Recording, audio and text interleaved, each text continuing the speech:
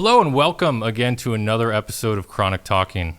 I'm Mark McLain, and I'm joined as always with Dalis Taylor, also known as the Ganja Goddess, and Qadada Lindsay, also known as Qadada the God. Let's go. And before we get into our main story for today, I realized that we talked about a lot of other people in our last episode, but we really didn't talk about us. So I figured we could start today by each of us sharing our story and how we all became advocates for cannabis. Because when you first look at me, I don't exactly look like your average pothead. I can't necessarily say the same about you guys, but I actually had a customer call me Narc instead of Mark. Whoa. He thought I looked like a cop. You definitely look like someone who needed a patrol car, but it's okay. But I smoke way more weed than Q, ironically. For sure. And Q is actually way more professional than I am. So looks can actually be deceiving. The reason I don't look like a pothead is because I don't let the drug control me. I control it. And that's not all necessarily by choice at this point. I've been smoking for about 11 years now, and I've developed quite a high tolerance, which is what makes me what I like to call high functioning, because I'm able to minutely control how high I actually want or need to be. But honestly, it took me years to get to this point. And as a kid, I didn't even want to try beer, let alone smoke anything. But my lovely older sister, Marcy, she would ultimately bully me into drinking and smoking weed. But she didn't force me to do it. She wasn't like pinning me down and pouring beer down my throat or anything. She would just look at me and say, if you don't drink this, you're a fucking pussy. Oh, okay. You know, and as a 12-year-old, you're like, I don't want to be a fucking pussy. Right. Shout out to you, Marcy. Right. Yeah, so shout out to Marcy. So fast forward to my 20s, because I realized the other day that I was actually very much against smoking weed until I was probably 21, to be completely honest. So the earliest memory I actually have of smoking weed and enjoying it, I was about 21. So this is the earliest memory I have of actually smoking weed. So I'm sitting on the back patio of my sister's house in Cedar Lake, Indiana. And Cedar Lake is a lot like Jacksonville, Florida, but with less bugs. Oh, Okay. that's good. So we're sitting on the back patio. It's me, my sister, and my cousin Brian.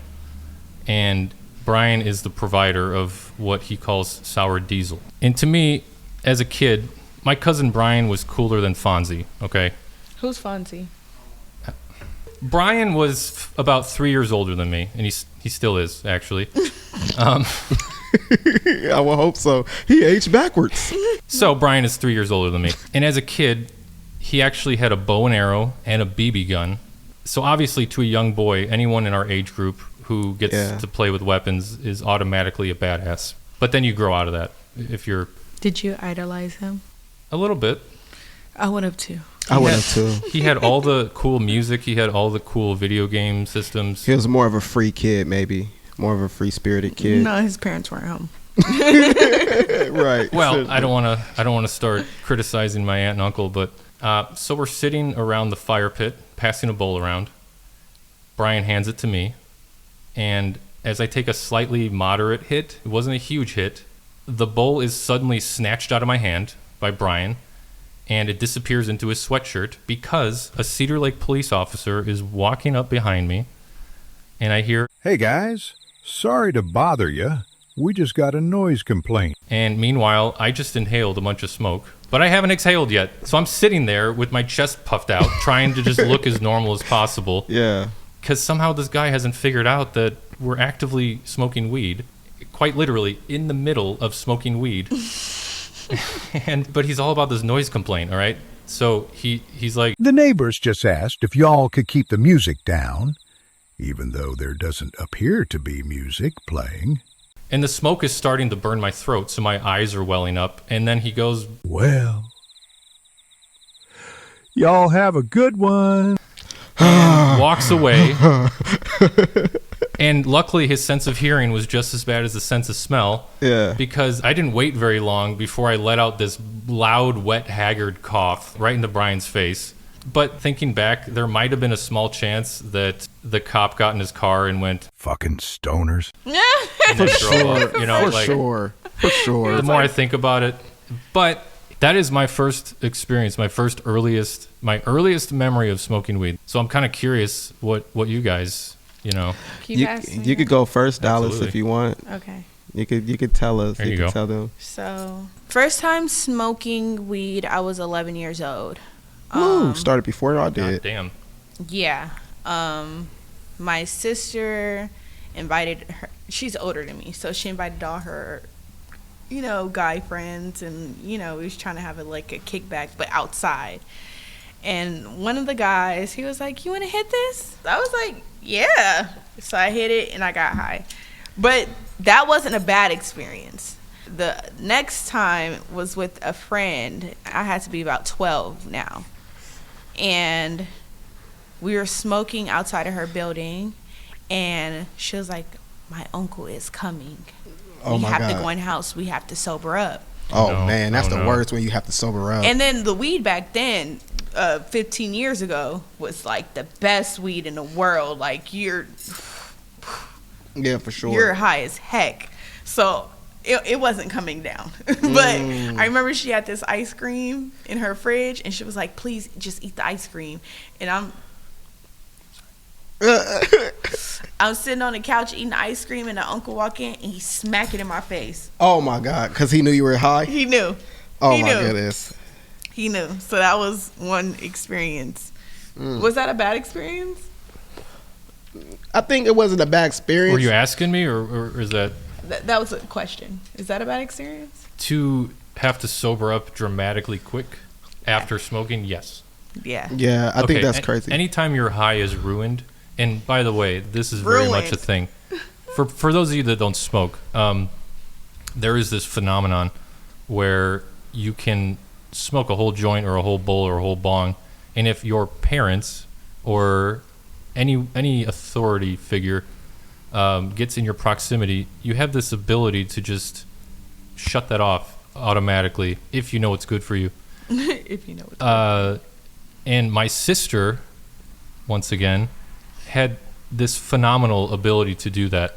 She was a big pain in the ass growing up, though. Well, for me, from my experience, I grew up a PK, and for those of you who don't know what a PK is, that's a preacher's kid. So I grew up playing the organ in church and playing the drums. I'm a musician as well. So you're a son of a producer preacher stuff. man, quite literally. Preacher woman. Preacher woman. Oh, Yeah. okay. And she still preaches today. You can catch her on Facebook, Sunday service. But for me, I always went around because growing up where I grew up, talking shit about Indiana, but I'm from Ohio. You're like, who the fuck's been there?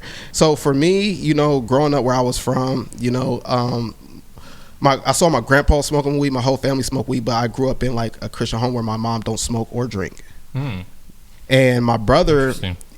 Kemma, he started smoking first, and I used to go around telling everybody that I smoked for some reason, and I didn't. And I was one of those little kids, I would say some shit until I actually believe it. And one time my brother and our friends they're outside and they're all smoking. I asked my brother, I was like, "Hey, can I hit that?" I realized that I have never smoked before. I actually thought the taste of marijuana was the nastiest shit I ever tasted in my life.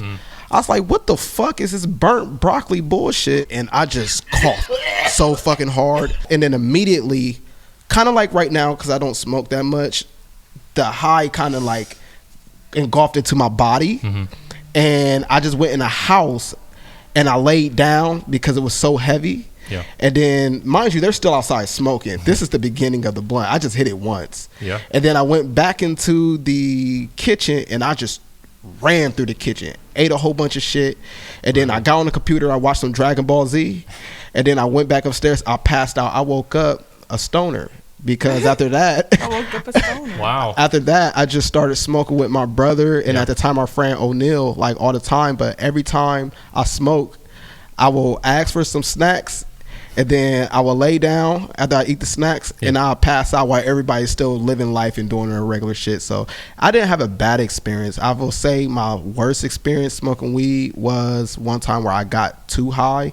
I don't feel like that you can overdose and die on weed, but I feel like you can kind of like smoke too much, when you pass your capacity. So Yeah. every time I took a step, the room kept getting darker and darker and darker. That right there put me on my That ass. happened to me before. Yep. I passed the fuck out. I went hit the blind. ground. That's what I thought. I thought I went blind. Like dark. It Yeah. just got dark, and I'm like, guys, I need some water. I need some Right. water. So that was a bad experience I had too. I actually blacked out at that time. Wow. I blacked out. I hit the ground, and was you know, like my good brother picked weed. me up, and then he was like, "Yo, I don't think you can smoke anymore or anything." And I said, "Man, fuck that." What I learned though is that right there just upped my tolerance. That's interesting that you blacked out from it. Have you ever blacked out?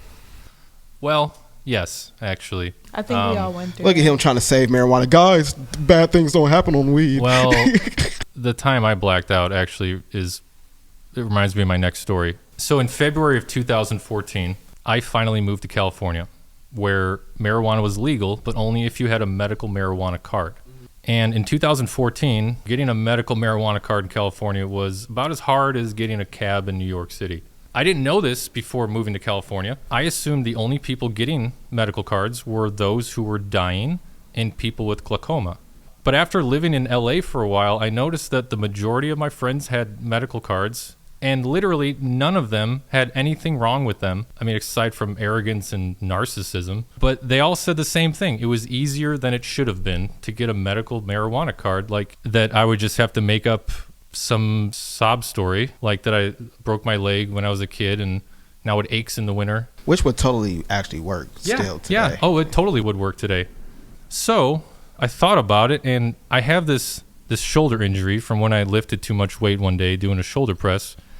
And I don't know exactly what's wrong with my shoulder because I never actually went to a doctor because I'm a man. All I know is that my shoulder rattles sometimes when I'm dancing. So I'm going to use all that as a reason to get a medical card, right? Right. So, but then on the day of my video doctor's appointment, I was working out. I was doing shoulder press. And the very last rep of my workout, I felt this hot pinch in my upper back. And I knew right away that the universe had just taught me a lesson in irony because I just tore the same muscle that I was just going to mention to the doctor. The muscle that at that point was actually okay, to be honest. But I was just going to lie and say that I was in excruciating pain, which is why you shouldn't lie. Right. So I could already start to notice my whole right shoulder is swelling up and turning red. And despite messing up my back really bad, at least now I had visible proof of the injury, which is good. Yeah, it's bad, but it's good. bad but good. So I video call with the doctor, and I tell him I have this chronic back injury that feels like it might have flared up again. You know, I'm playing it coy. So I turn around to show him what at this point evolved into this long, angry red welt surrounded by this lake of blue and purple bruising. As soon as he sees this, he goes, "Holy shit, what the hell happened to you? Did you at least file a police report?" And I said, No. It hurts, but I did this to myself. Don't worry. He said, there are easier, more ethical ways to get weed. And I'm like, I didn't do this on purpose, goddammit. I was working out, and I just went too hard with the right shoulder, and I said, I'm not nuts. I'm just stupid. I was just bitching left and right about the whole situation. Probably giving him too much information, to be completely honest, which I normally do, but that's just who I am. At the end of that entire call, not only did I get a medical marijuana card, I also got a prescription for Tylenol with codeine and Ambien. This guy wrote me a script for all three of these things. But looking back, it wasn't a Beverly Hills orthopedic surgeon I was talking to. It was like Dr. Greg from Van Nuys. Yeah. I mean, this guy had fucking wind chimes behind him during the call. So, Yeah. So did you finally get over to the place where you could get your medical card and everything like that? this was all done with my phone. So And then they sent it to me in the mail. That was it. That was it. So I didn't have to go to any building. I didn't have to talk to a single person in person. I like this spectrum weed. Yeah, I'm high as fuck right now. Yeah. So I just said Fire. not too long ago that I have an incredibly high tolerance. So just ignore that, apparently, because holy shit. This is at 24%. That's it?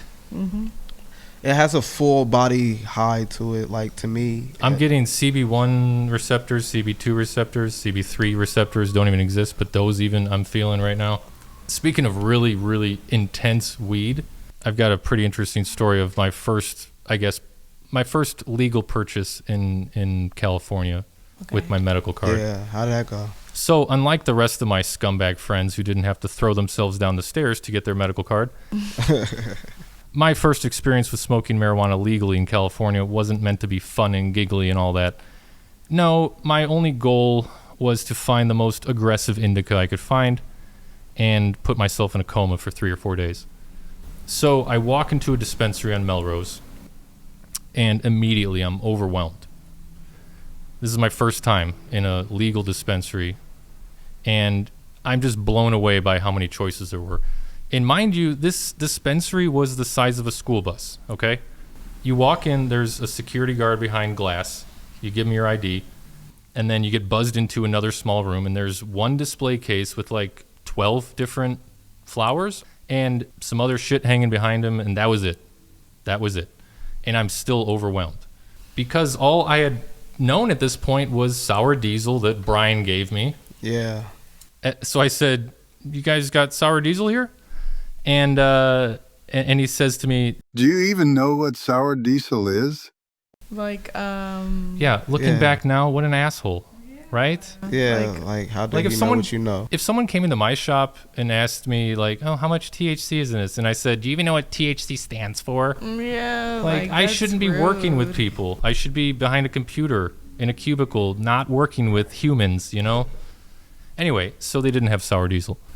Right. So I explained to the guy that I tore a muscle in my back. I kind of went into way too much detail, just like with Dr. Greg. And he just nods as I'm talking and goes, Moon rocks. What? when he said moon rocks, I didn't know what that meant. So I angrily say back to him, "What is moon rocks?" Right. And he says, Strongest thing we got. and I say, "Okay, great. Will it make me feel better?" And he said, Bro, you're not going to feel anything. Right. I'm pretty sure you're not going to feel shit. so I said, "Okay, I'll take 2." I'll take 2. Yeah. Oh, 2? The guy didn't even explain what they were. He didn't have to. He just told me that I wouldn't feel anything, and that was good enough for me, which was my mistake. I just assumed it was a really expensive, premium, rock-hard flower. I didn't realize I had just bought heavily infused flower with 50% THC as my very first weed that I would smoke since that night on the patio with my sister. And to explain what infused flower is, pretty much that just means it's flour on steroids. No, it's like flour. Yes, flour, And it's wax. rolled in wax. and then hash. and then keef on the Keef, outside yes. with the hash mixed. Yeah. And it makes it all crumbly, and then they let it sit, and it's like Yeah. a fat nug. It's a fat 5-layer burrito, but with No, weed. literally. No, literally, with- literally, that's what it is. and they let it soak in. Yeah. And you're not supposed to smoke it straight. So yeah, I mean, moon rocks are quite literally GMO. pretty much. They add Cherry. concentrate to flour, which makes the flour essentially go from 25% to 50%. That's essentially what a Definitely. moon rock is. So I get home and I take one hit of the moon rock By itself? by itself. by itself. So I don't think it was meant to be just smoked like I did it, but no one taught me at that point how to smoke. So I get home and I take one hit of the moon rock, and then I wake up in my bed with a dinosaur-shaped chicken nugget in one hand and a plate of dinosaur-shaped chicken nuggets in the other hand, and the chicken nugget that was in my hand still had ketchup on it, which means at some point between dunking the chicken nugget and putting it in my mouth, I just passed out. Even though I don't remember cooking the chicken nuggets to begin with, but then I say to myself, do we even have dinosaur-shaped chicken nuggets here? So I'm starting to freak out. I jump out of my bed and I run to the kitchen to see most of the food that once resided in my freezer now sprawled across the entire countertop and completely thawed out. Oh my god. Oh my goodness, that's a lot. So I opened the freezer, right, to see 5 family-sized bags of dinosaur-shaped chicken nuggets next to 3 family-sized boxes of blueberry waffles and a bottle of maple syrup in the freezer. Oh my god. Not sure why I put the maple syrup in the freezer, but I'd like to think I was in control of my faculties, because I'm just now realizing that while I was blacked out, I drove to the grocery store To get Yeah. to get all this shit. And the closest one from my house at this point was about 2 miles away, which doesn't sound like a lot, but in LA, that could take 45 minutes in a car. But apparently, I decided not to go to the closest one because I looked at the receipt, which was from a Vons on Laurel Canyon Boulevard, which is like 6 miles from my house. And also, what the hell am I doing on Laurel Canyon in a car at night, high as fuck? Luckily, the receipt was just for chicken nuggets and waffles, so I didn't go nuts. However, my keen observation skills revealed that the frozen maple syrup wasn't on the receipt. Did I somehow get the idea to steal a bottle of maple syrup and pay for everything else? And what was my demeanor during this whole time? Was I sneaking around acting suspicious? Was I sleepwalking, essentially?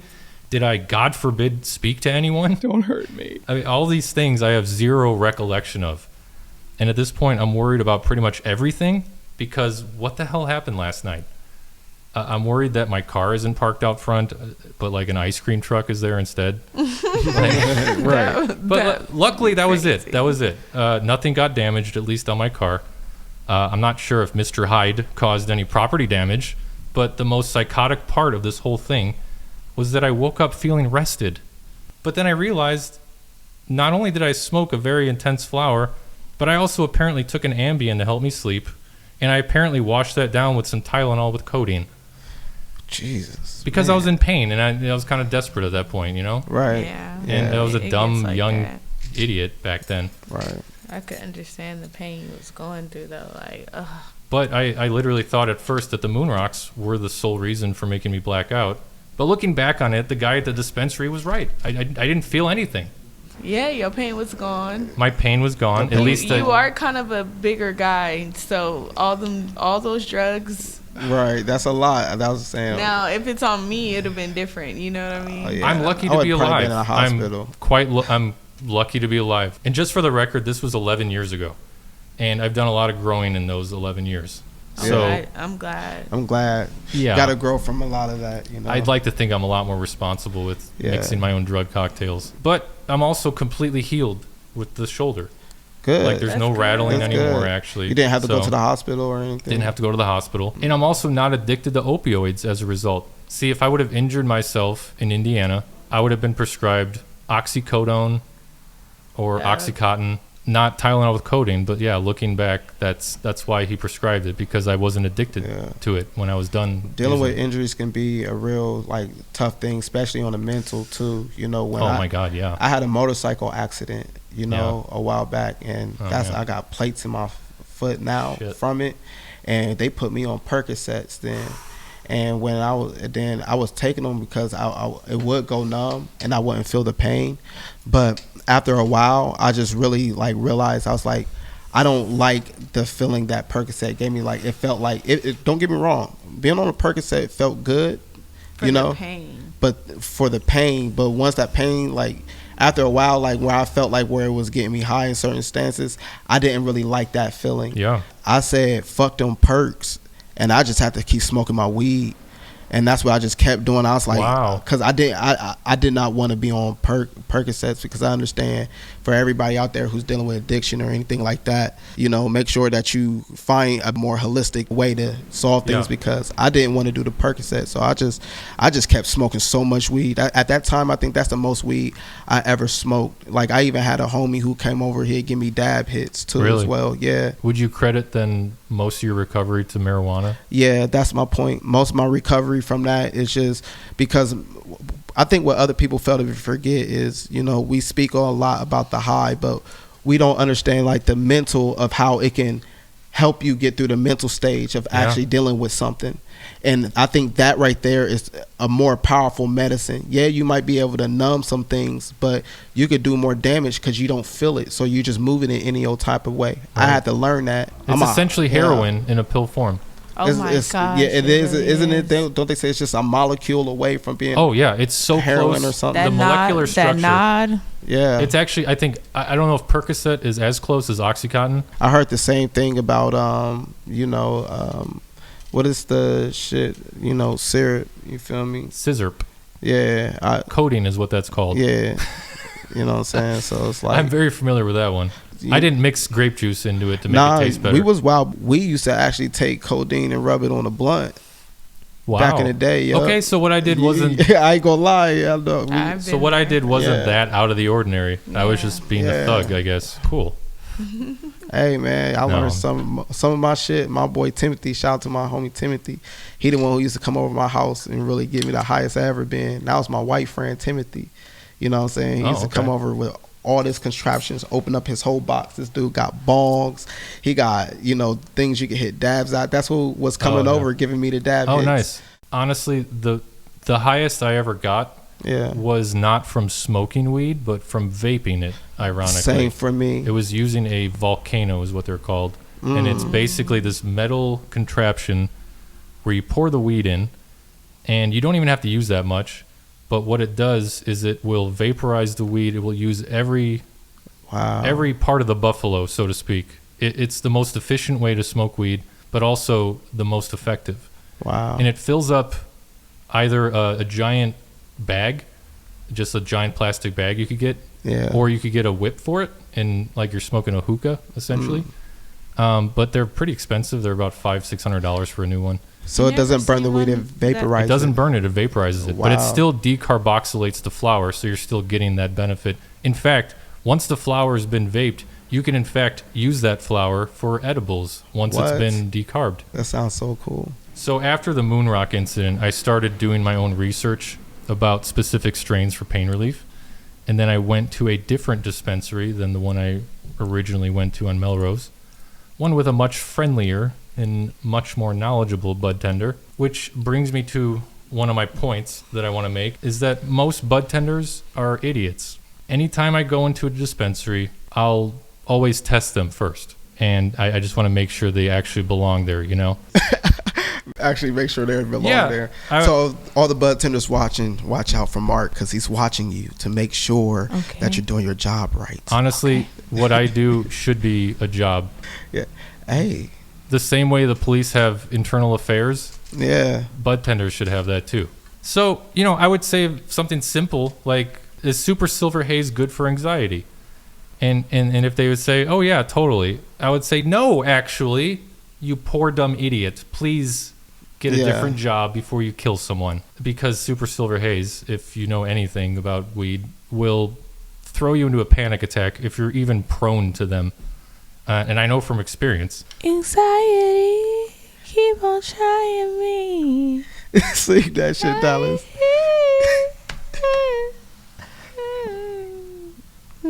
I don't think I'll have to get permission for whatever that was. So in 2014, I didn't know what I was talking about because all I'd ever smoked at that point was sour diesel from Indiana and moon rocks from an alien planet. And her response was, so you're saying the porridge was too cold and then it was too hot?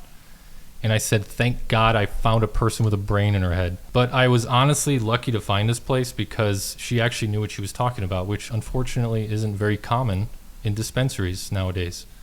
Like I said before, you got to be very, very, very careful when it comes to putting your trust in a budtender. And a desperate person looking for relief will do that in a heartbeat. A little bit of sympathy mixed with some confidence, throw around a few big words, and you start to feel like you're a pediatric oncologist by the way these people look at you in awe. There's a psychological effect when you walk into a dispensary, when you see a budtender behind a counter. You see part bartender, someone you can confide in, and then you see part pharmacist, a highly educated expert in drugs and what can potentially cure you. So when a normal person has an interaction with a good budtender for the first time, that budtender can build trust almost immediately. They assume you work there because you know what you're talking about. I mean, have you guys ever had experience with a bad budtender or a bad experience with a budtender? I never really had a real bad exchange. It's just I have ran into people who are knowledgeable like yourself, right? Awesome like Dalis, but also ran into people who just don't give a fuck. And some people are just natural born assholes. Yeah. You know, just because you smoke weed doesn't make you not an asshole. Oh, absolutely. If you break down the job at a most basic level, it's also not very different from someone at like a bodega or a 7-Eleven. Like, could I get a pack of Marlboro Reds? Sure, here you go. Yeah. Sometimes people just come into a dispensary and already know what they want, and they treat you as if you're just a gas station attendant. So I got hired at the dispensary because I was 6'3" and 200 pounds at the time. And most of the security was provided by a 5'2" Puerto Rican woman. She was a tough broad. I'll give her that. Very sweet too. Oh, I miss her actually. What was her name again? So essentially, I was hired as part Budtender and part security. I would sell weed and simultaneously check IDs, which is totally legal, by the way. But even though I felt extremely qualified to be a Budtender, eventually I started to feel overqualified based on the fact that I was kind of the only one at my store who could answer all the questions about the products we were selling. No offense to Dalis, because she's actually one of the few good Budtenders out there. I'm not offended at all. Well, but even you didn't know what the fuck I was talking about half the time. And you're one of the good Budtenders, that's what I'm saying. But Mark, you know your stuff, so. But I do Mark get, knows his I do shit. get way too technical a lot of the Yeah. times, which can honestly inhibit sales, and it has a few times. I'm glad that didn't happen with me and you, man. I probably would have cussed you out, bro. Aren't you glad you met him Oh man, what? It's my dog. at the shop? Tell him. But you actually helped me, man. Cause look, this is another good one. Remember when I came in? Yeah. Remember what I was telling you? I told you, I said I needed the Northern Lights for my back. Right. Cause my back was hurting, and I told you, I said, "Yo, my back's been hurting." And then you recommended what Northern Lights? Was it the Northern Lights? I think so. Yeah. Yeah, you recommended Northern Lights. Man, I came back and that's what all I kept buying. Yeah. That's why I was buying Every it time you came in. But then y'all ran out of it. I know, and then y'all never had it again. And I was like, what the fuck? Because I remember I kept coming in. I said, hey, where's the Northern Lights? Where's the Northern Lights? one of my biggest pet peeves about not just the dispensary I worked at, but pretty much a lot of dispensaries I've noticed, the products aren't very consistent with what they keep in stock. Yeah. It will fluctuate, and once you find something you like, there's not a guarantee that it will always be in stock, or Right. that it will even, or that it's even made anymore. That's another thing. And we've upset so many customers, not just you, from that. Yeah, I was upset. Yeah. And some of them with like really bad insomnia that, found only one specific type of gummy helps them sleep. And then we stop carrying that, and they break down and cry in front of you in the store because that's the only thing that they have ever found that helps them sleep. Aww. And this happens all the time. And Dalis knows exactly what I'm talking about and who I'm talking about too. We still love our customers. We do. We almost love them too much. We call them cuzzies. Yeah, Cousins. Dallas is too sweet, man. What? Come on now. Yeah. She always treat me nice when I come through. Yeah, I try. You know, Even give me what I need. Even if I'm in a bad mood, I could tell when you're in a bad mood, but one thing I could, because you're a Budtender, one thing I could say about you is even when I can sense, because I could sense people. So I could sense when you're in a bad mood, but you always serve me nice, and you always ask me what I need, and you don't just rush me through it ever. So I always appreciate that. Thank you. Mm-hmm. Yeah, she's okay. You sound like a bubble bath in voice form. You're just... I wish I was in a bubble bath. I'm a good Budtender. But more often than not, I felt like a fifth grader in a fourth grade classroom where I knew way more than anyone else. No offense again, Dallas. But where I even the teacher didn't know what he was doing half the time. Okay. Oh, relax. Okay. You don't have to talk shit about him. I will. Dallas knows this, but she's not going to agree with me right now. But there were many times I had to educate my manager on things that he should have already known as the manager of the dispensary, things my mom probably already knows about weed. And it was almost comical how often I would have to correct him during or after a sale, and I would have to walk on eggshells every time I did it because, you're essentially telling your boss, hey, that wasn't correct what you just did. And that happened a lot, unfortunately. Don't worry, Dallas. I'm not gonna. You're not. Just put on your headphones and just listen to some music for a minute. So I remember one instance when he almost killed a customer of ours. I had a customer who came in quite frequently who was allergic to sativa, which is a real thing. You could actually be allergic to sativas. What? So you can die from weed? You can die from weed, theoretically. Ooh. Despite it being very rare, this guy couldn't smoke sativa, otherwise he would go into anaphylaxis. So my manager is helping him out one day, and the customer reminds him that he's allergic to sativa, and he's looking once again for a good, strong indica. So my manager recommends OG Kush, one of the best indicas that exist, he says. Except OG Kush is almost always at least 45% sativa, but instead he insisted that this was a pure indica. Right. So he buys it, trusting that the product that was just sold to him was what he needed.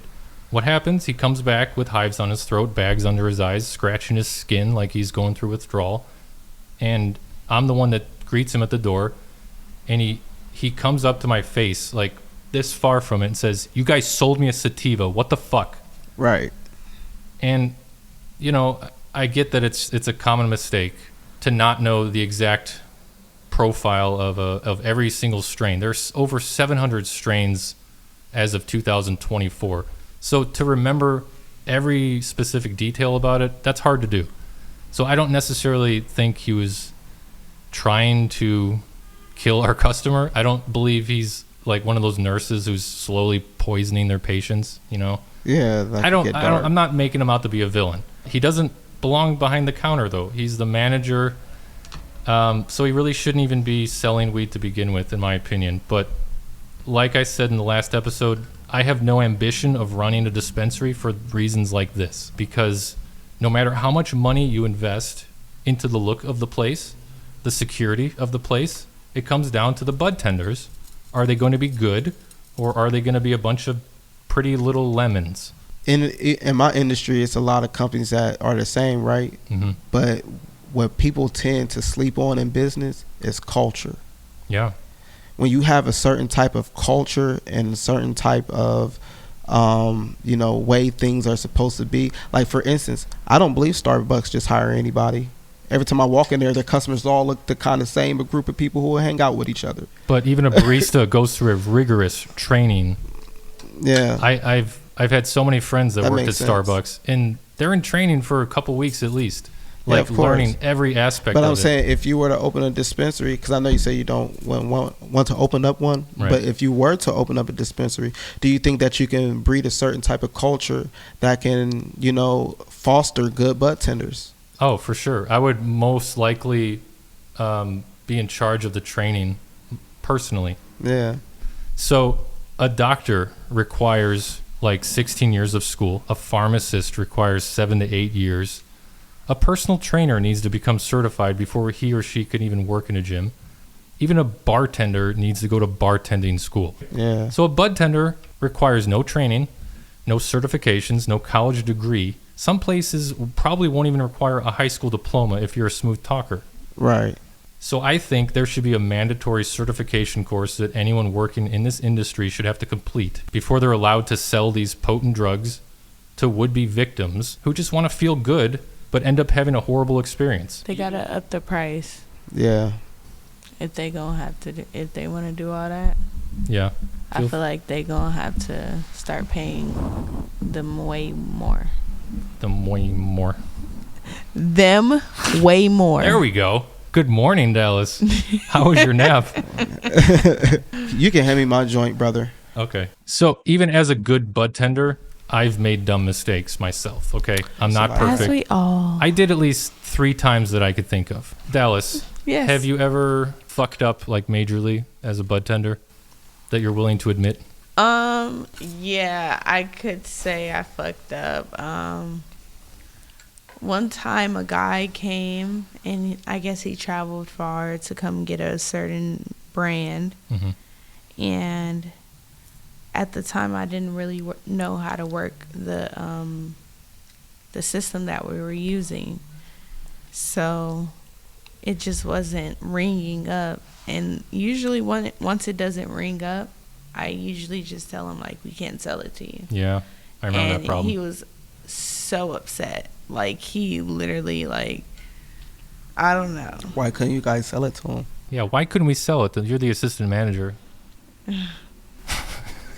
Why don't I know that?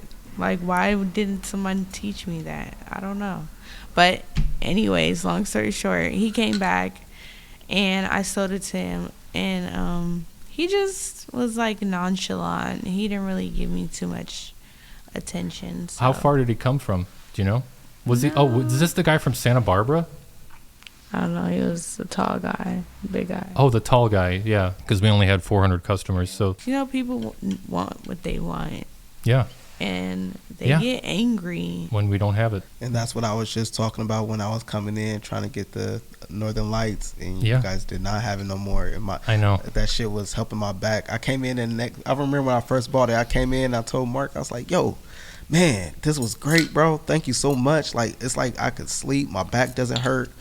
Anything, seriously. And No, then, I'm laughing because that's like going to the pharmacy to fill your Vicodin prescription, and then the pharmacist into what you were saying "Oh, before. we actually don't have Vicodin anymore, but Yeah. we have this Hey. new pain relief Yeah, medication." they- You're like, "What?" That No. happens. Yeah. That happens. Well, that does happen, but that's just they're just out of stock. But they Yeah. are going to get it back. That's Man, the no, only hold on, difference. and listen, I'm the outside looking in. So listen, I'm gonna be real with you. I don't give a fuck about none of that. I don't give a fuck. I don't know what your paperwork is. Oh, I don't I know know. what your shipment I know. is. And listen, as a customer, respectfully, I don't really have to know none of that because You it's don't. not my business. You're right. Right? I don't blame the Budtenders. Y'all can't do nothing about you that. Yeah. cannot do a thing. I understand that even as a customer, but at the end of the day, I'm saying as a company, not y'all. Y'all should have that shit. If I Well- walk in there, it should be some motherfucking Northern Lights in that There's bitch. one person that works at that store that you could tell that to. I will run my store a lot different if Yeah. it came down to it. If I We had will to run say our so. store a lot different. I just feel like Northern Lights to me, and I know I'm dragging about the Northern Lights, but I feel like to me that is one of the main things. Like if you don't have anything else, that's one of those things I feel like that should be there. And just for the record, Q didn't know what Northern Lights was until I introduced it to him. No, that's a cap. I knew what Northern Lights was.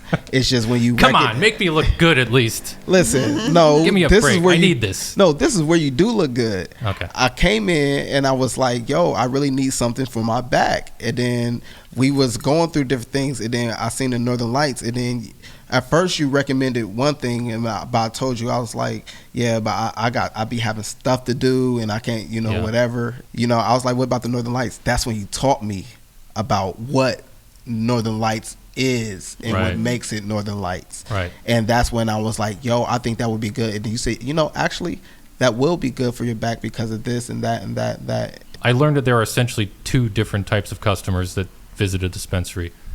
Those who want weed and those who need it.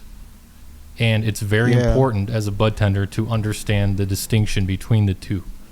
Generally, when someone comes in and they're already in a good mood, there's a decent chance they're not looking for pain relief or insomnia relief. You're the exception, Q. You mask that well. But they're generally classified as a recreational user, someone who is just looking to get high for fun. The next guy, you could already hear outside the dispensary complaining about the parking meter or some shit. He's bitching about the music as soon as he walks in. He's complaining about having to show his ID again, even though he hasn't been carded since 1987. He's that guy. And I can almost guarantee you he's not there to make friends. I'm almost certain he's only there because something hurts. Right. So as a budtender, those kind of customers are the ones you really got to pay attention to. Yeah. And you don't necessarily want to because they're usually impatient, they're rude, they ask a lot of questions. But if you stop to think, why are they rude? Why are they impatient? Why are they calling you a fucking retard? Right. They don't call you that. It happened to me once. You Can't just do got to remember they're in Right. an incredible amount of pain or their cat just died and they just want to forget about it. True. But it's a fine line between respect as well, Yeah. because even though I was upset about Yeah. certain things not be Right. there, I That's never customer disrespected you service. guys. You're just a better because you guys was always businessman. nice to me. That's Yeah. customer Well, service for you. You're just a good person, and unfortunately, not Yeah. all of our customers are good. You are too. Thank you. Yeah. You're okay, Dallas. But that's pretty much 75% of the customers that I had, the ones that needed weed. And, they're an asshole today, but that's probably a temporary character flaw. There's a very good chance if you help them the first time, they'll come back a second time, and you won't even recognize them because the evil demon inside them is Yeah. not there anymore, Yeah. And that's happened to me a few times Right. where I didn't even recognize the customer that came in because their hair wasn't all messed up. They weren't speaking in Latin. Their head wasn't spinning around. It was like a total transformation, and you get this overwhelming sense of satisfaction that you legitimately helped someone, Yeah. and you could demonstrably see that person is better. Yeah. It's the closest thing I could think of to feeling like a doctor who just saved a patient, but without having to go to medical school. Right. Our goal as a good budtender is to bring our customers back to homeostasis and help them live a functional life. I like that. I love that feeling. Yeah, I agree. It brings us to our topic for today, which is being functional with marijuana as part of your diet.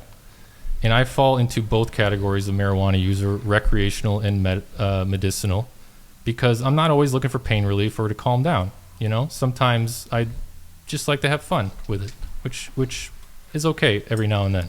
According to WebMD, in 2024, there were 700 different weed strains. And by the way, quick side note, the word strain is actually not the correct word to use when talking about weed. Well, I'm sure a lot of virologists will actually appreciate this part, but the word strain is exclusive to bacteria and viruses. I never thought of that. That is definitely true. Apparently, the proper way to classify weed is cultivar. It's cultivated in variety, and then they just got in a car accident. Cultivar is what came out of that, and that's an actual word in the dictionary now. But I've never been to a dispensary and heard a budtender call something a cultivar, and I rarely even hear that word being used. You've never heard it. So you would say, what cultivar do you want? Yeah, but I'm never ever going to say that. So for the sake of being, for the sake of not being pretentious, I'm just going to say strain. Use strain, even though I know it's wrong, but I don't want to alienate anyone out there.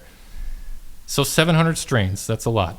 And guess what? Each one makes you feel completely different.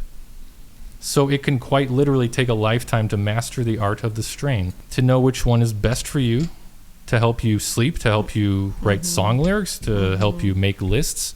I have a book at home that has all the different strains I've tried with all the effects I feel. And I gave it a rating, and I've been working on this for a long time. There's probably 300 strains in this book at this point. Some of them are the same strain, just different growers or brands. Like I've tried 19 or 20 different Blue Dream strains, and each one was actually different. So it could take a while to even find a strain that you like, let alone give you the effects that you're looking for. I use weed sometimes more or less to enhance certain attributes. If I'm going to be writing, I'm probably smoking a specific strain of sativa to stimulate creativity and enhance focus. Yeah. If I'm feeling lethargic, there are a few strains that for me actually mimic Adderall or caffeine, and sometimes crack if I smoke too much of it, Oh my which goodness. I'm all too familiar with. To a lot of novice cannabis users, it's a daunting prospect to even think that you could smoke a whole joint and then go run a couple miles.